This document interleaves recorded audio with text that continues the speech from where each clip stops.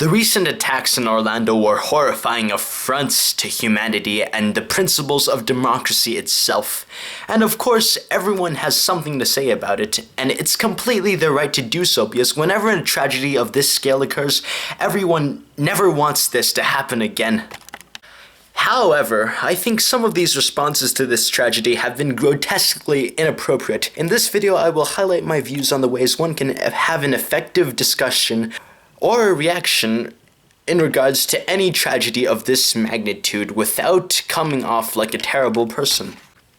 I will not be doing an analysis or debate about Orlando. I will just look at some of the things that we should do in general. This is simply a message about being a person that I think a lot of the internet needs to hear.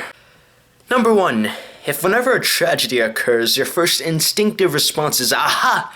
I was right about this," then you're a terrible person, no matter how right your opinion may or may not be. You shouldn't be saying things like, "I called it. I told you this was gonna happen. Thank you everybody for telling me how right I am." Not gonna name any names, but I'm pretty sure you know who I'm referring to. Number 2, don't get wrapped up too much on hating someone because of their views. No matter how wrong you think a person is, don't get overly bitter at them. Remember, they are people too. They were appalled at what happened, and they want it to end too.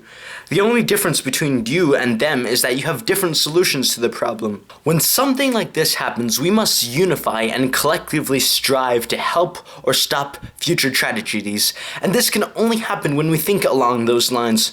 We must see even the guy who has a radically different opinion than yours as an ally.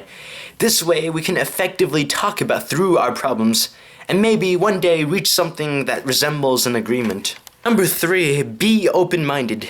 Do not limit yourself to one line of thought when discussing something. It is detrimental to stick with the idea that Islam or guns or homophobia is the sole perpetrator of the attack.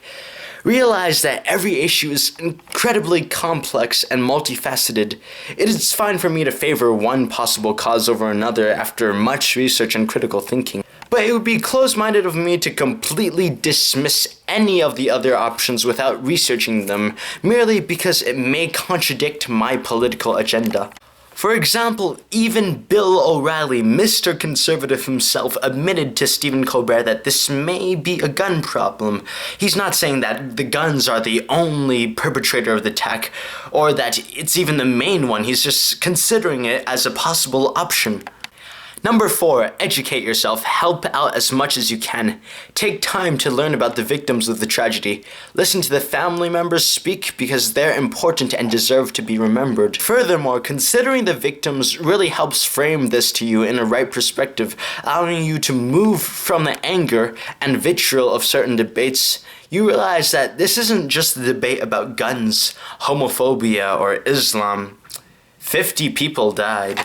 50 people were murdered, creating the worst terrorist attack on US ground since 9/11. That's 50 people who will never again see their parents, never get to watch another episode of their favorite show, never to go to school again, never to kiss their loved ones goodbye one last time.